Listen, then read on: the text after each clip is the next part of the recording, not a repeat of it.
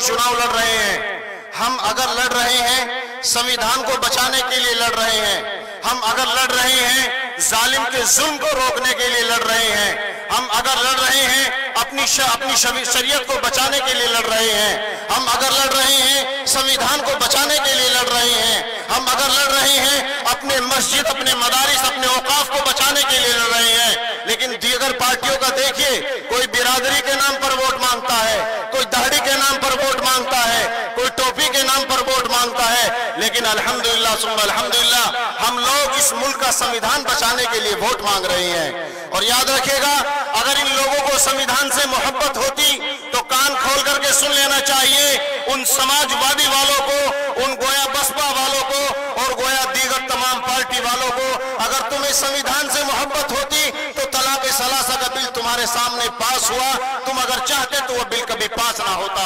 हम तुम्हारे ऊपर कैसे यकीन करें? CNRC का मसला आया, तुमने हमारा एक फोटो दिखा दीजिए कि तुमने हमारा किसी स्टेज पर तुमने हमारा साथ दिया हो। हमारी लिंचिंग होती है, दलित आदिवासी की लिंचिंग होती है, तुम हमें बता दीजिए कि कहीं तुमने एहतिजाज तक किया हो। लेकिन अगर बात आती है बोलने की तो असदुद्दीन ओवैसी साहब बोलेंगे, असद अवैसी साहब ललकारेंगे, असद अवैसी साहब शेर की तरह दाड़ेंगे।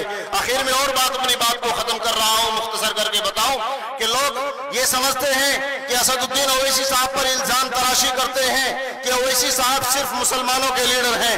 नहीं मेरे भाई, नहीं। अभी हमने देखा कि बड़े बड़े हमारे नेता दीगर गोया मजहब के लोग मानने वाले असदुद्दीन ओवैसी साहब को सुनने के लिए और उनसे मिलने के लिए उनकी मोहब्बत में आए हैं। क्यों? इसलिए कि असद अवैसी साहब बाबा साहिब अम्बेडकर के संविधान की बात करते हैं। और यही नहीं बल्कि और मुख्तसर करिए और इस बात पर ध्यान दीजिए, हमारी लड़ाई सिर्फ ये है कि हम लकुम, कुरान में अल्लाह ने फरमाया है लकुम दीनुकुम वलिय दीन, तुम्हें अपना धर्म मुबारक, हमें अपना धर्म मुबारक। लेकिन आज हम अगर देखते हैं, कैराना लोकसभा सांसद इकरा हसन साहिबा हमारी बहन है, इसमें कोई शक नहीं। शेर बाप की बेटी है, इसमें कोई शक नहीं। खुद हमारी पार्टी के सदर ने चुनाव न लड़ने का तय किया कि वहां चुनाव 2024 में चुनाव नहीं लड़ा जाएगा।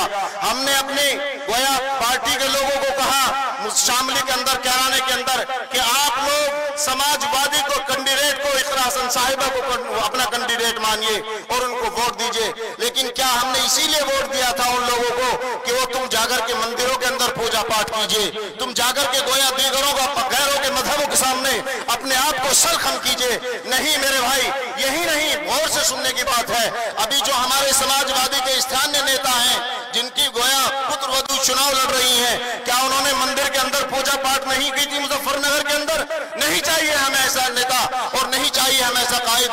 क्या गोया अफजाल अंसारी साहब को हम मुसलमानों ने अपना नेता माना?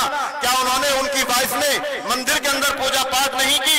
क्या इरफान सोलंकी की वाइफ ने पूजा पाठ नहीं की? हमें ऐसे नेताओं की जरूरत नहीं है। हम ये चाहते हैं कि अगर हमारे मंच पर दीगर मजहब का कोई आदमी आए वो अपनी पहचान रख करके आए। हमने नहीं कहा, हमारी बुढ़ाना विधानसभा से गोया एक जाट नेता थे भीम सिंह बालियान, हमने उसे नहीं कहा आप हमारी मस्जिद में जाइए नमाज पढ़िए, हमने उनसे नहीं कहा कि आप हमारी टोपी ओढ़िए। हम ये चाहते हैं कि यहाँ निष्पक्ष तरीके से बाबा साहिब अम्बेडकर का मजहब, बाबा साहिब अम्बेडकर का जो संविधान है, हम उस तरीके से चलना चाहते हैं। और अगर आपको दूसरे मजहब से ये नेतागिरी चाहते हैं तो मेरे सदर इम्तियाज जलील साहब ने भी बहुत शानदार बात कही थी कि गोया हमें ऐसी पॉलिटिक्स नहीं चाहिए। बहरहाल मैं अपनी बात को यही खत्म करते हुए आप सभी हजरात का तहे दिल से शुक्रिया अदा करता हूँ और दुआ करता हूँ कि अल्लाह ताला हमारे इस प्रोग्राम को दिन दोगुनी रात चौगुनी तरक्की अता फरमाए। आमीन व आखिर दावाना अनिल हम्दुलिल्लाहि रब्बिल आलमीन।